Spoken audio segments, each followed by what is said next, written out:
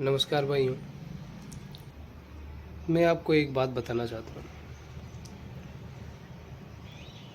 कि ये पृथ्वी जो है, इस पृथ्वी पर, इस प्रकृति के अंदर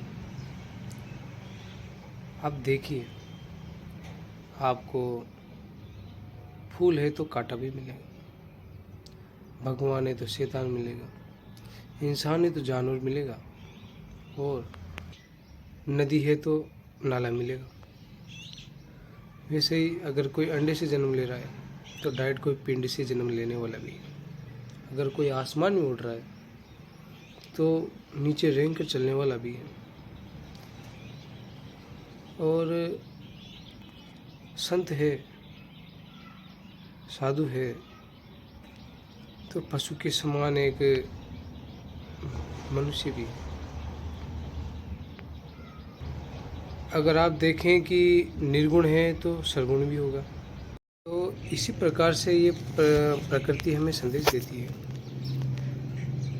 ये प्रकृति एक साथ कितनी चीज़ों को अपने अंदर समाये हुए है, कितने भिन्न भिन्न प्रकार के जीवों को, कितने भिन्न भिन्न प्रकार की चीज़ों को अपने अंदर समेटे हुए है।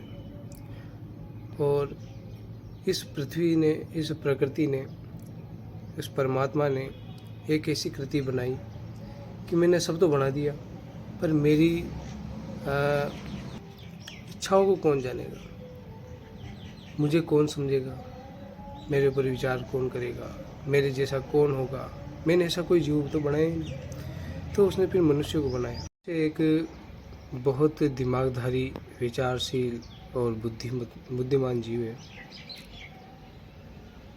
उसने किन किन आशाओं से इसका निर्माण किया, किस किस आशाओं से इसका जन्म दिया।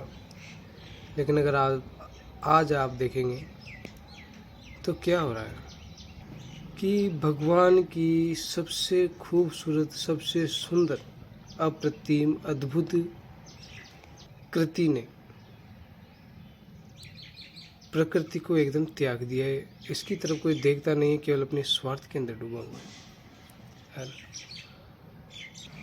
आप जरा देखिए तो सही, एक इंसान को नहीं चाहता, और इस प्रकृति ने एक साथ कितनों को समेटे हुए एकदम, मतलब वसुदेव कुटुंबकम, जो हमारे धर्मों में, धर्म ग्रंथों में लिखा हुआ है और हम मानते भी हैं दिल से।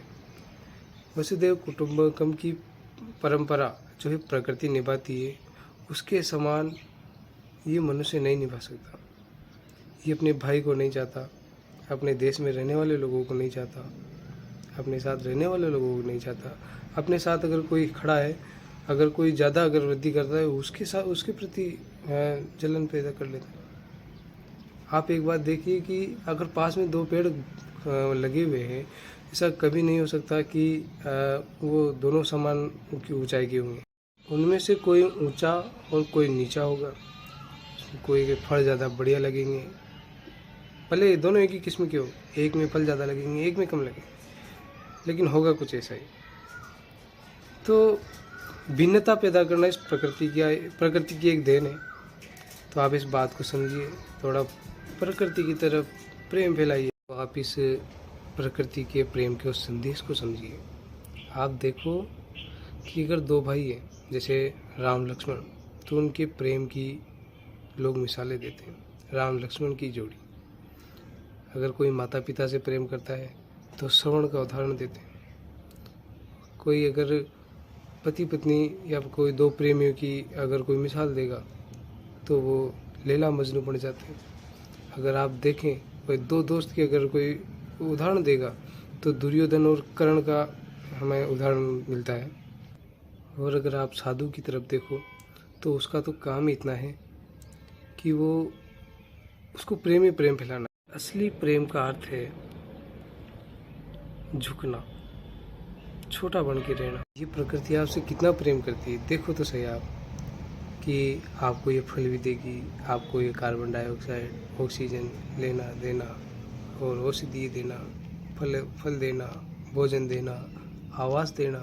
कितने जीव जंतुओं का आवास दे रखा है, कितने जीव जंतुओं का पेट भरण पोषण कर रही है। तो आप एक मनुष्य हैं, आप मेरी बात सुन रहे हैं तो आप इस प्रकृति के संदेश को समझिए और थोड़ा अपने व्यवहार में, विचारों में, बोलचाल में प्रेम की भावना लेकर आए। ये पृथ्वी, ये धरती, ये जननी है, ये हमारी माता है, क्योंकि हर चीज़ इसी से उत्पन्न होती है। हर चीज़ इसी से उत्पन्न होती है और इसी के अंदर समा जाती है। तो ये बहुत बड़ी चीज़ है। ये हर चीज़ का निर्माण करती है। इसी के अंदर सब कुछ है और इसी के अंदर से सब कुछ निकलता है, सब कुछ इसी के अंदर चला जाता है। तो धन्यवाद आपका। इस प्रकृति को समझो, प्रेम फैलाओ, प्रेम करो और खुश रहो।